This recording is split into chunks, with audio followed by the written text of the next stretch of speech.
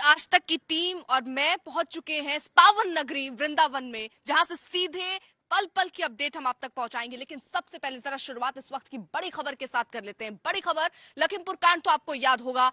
अब जो बड़ी खबर आ रही है, मंत्री साहब के बेटे को जमानत मिल गई है, यानी जल्द ही वो रिहा हो सकते हैं। तो बड़ी खबर इस वक्त की, हालांकि आपको याद होगा किसानों पर, वहां प्रोटेस्ट कर रहे लोगों पर जीप चलाने से जुड़ा ये पूरा मामला, जिसके बाद एसआईटी का गठन हुआ था और एसआईटी ने ये माना था कि सोची समझी साजिश के तहत ये घटना अंजाम दिया गया। 5000 पन्नों की चार्जशीट दाखिल हुई थी मंगलवार को। हालांकि लखनऊ बेंच, हाईकोर्ट की लखनऊ बेंच ने मंगलवार को फैसला सुरक्षित रख लिया था और आज ये बड़ी घोषणा यानी जमानत उन्हें मिली है। अब जल्द ही वो रिहा हो सकते हैं। तो ऐसे में एक बड़ी राहत यहां पर केंद्रीय गृह राज्य मंत्री अजय मिश्रा टेनी के बेटे को, आशीष मिश्रा को, वो जल्द ही रिहा हो सकते हैं। कुमार अभिषेक हमारे साथ जुड़ चुके हैं और अपडेट के साथ सीधे रुख कुमार अभिषेक का। कुमार अभिषेक, एक बड़ी राहत यहां पर टेनी के बेटे को।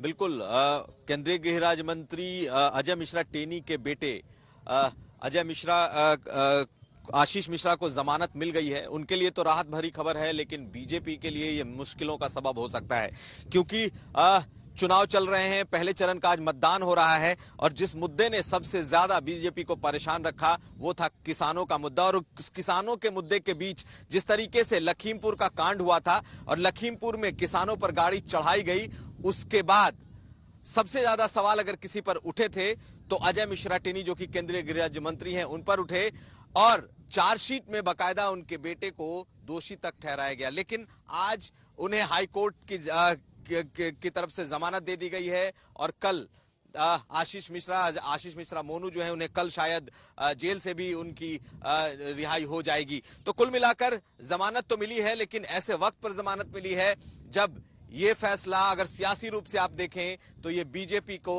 परेशान कर सकता है, बीजेपी को मुश्किल में डाल सकता है। क्योंकि किसानों की नाराजगी अगर किसान आंदोलन को लेकर, किसान बिल को लेकर थी, तो उससे बड़ी नाराजगी उपजी थी जब लखीमपुर में यह कांड हुआ था। लेकिन आज का यह फैसला, हालांकि सिर्फ अकेले अजय मिश्रा टेनी के बेटे को जमानत मिली है और इकलौती जमानत आज पहले से उनके तरफ से मूव की गई थी, वो फैसला जो है वो रिजर्व रखा था हाईकोर्ट ने और आज उन्होंने वो फैसला ग्रांट कर दिया, यानी कि उन्हें जमानत दे दी है।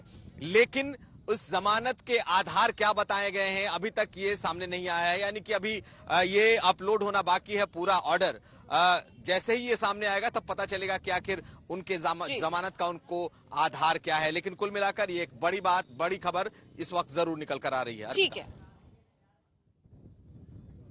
तो देखिए 16 लोगों को इस घटना का आरोपी बनाया गया था। चित्रा त्रिपाठी भी इस वक्त हमारे साथ जुड़ चुकी हैं, मुजफ्फरनगर में मौजूद है। जितेंद्र हमारे साथ, हमारे सहयोगी आगरा में मौजूद है। लेकिन चित्रा देखिए, क्योंकि जहां एक बड़ी राहत यहां पर टेनी के बेटे को है, लेकिन यहां दिक्कतें और चिंता की लकीरें अब बीजेपी की माथे पर है, क्योंकि जिस सवाल से वो बचते नजर आ रहे थे वो सवाल अब जमानत के तौर पर फिर एक बार उठ गया है। ये एक बड़ी खबर आज के दिन, जब पहले चरण का चुनाव हो रहा है, पहले दिन का चुनाव, आज ये बड़ी खबर क्या उतनी ही आप भी महसूस कर रही हैं कि बीजेपी के लिए चिंता बढ़ा देगी? देखिए, यहाँ पर जो बातें अभिषेक ने कही हैं उससे थोड़ा इतर जाते हुए, क्योंकि हम सब जानते हैं कि राजनीति में साम दाम दंड भेद हर चीज का इस्तेमाल किया जाता है।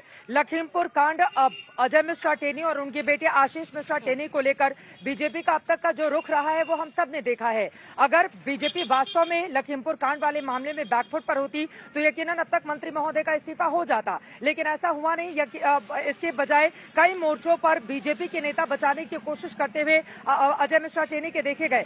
देखिए, एक ऐसे वक्त में जब प्रथम चरण के लिए 58 सीटों पर वोट डाले जा रहे हैं, 14 फरवरी को दूसरे चरण में मतदान होगा और चौथे चरण में आपको बता दें 23 फरवरी को लखीमपुर खीरी और उसके आसपास में वोटिंग होनी है। ऐसे में इस बात को समझिए, अजय मिश्रा टेनी एक ब्राह्मण चेहरे के तौर पर उनको सामने रखा गया और बीजेपी को इस बात का डर था कि अगर अजय मिश्रा टेनी को उनके पद से हटाया जाएगा तो ब्राह्मणों में नाराजगी की जो खबर थी उसको और ज्यादा बल मिल सकता था। इसी वजह से अजय मिश्रा टेनी के खिलाफ कोई भी कार्रवाई इतनी बड़ी पार्टी जो दुनिया की सबसे बड़ी पार्टी होने का दावा करती है, उसने उनके खिलाफ कोई कार्रवाई नहीं की।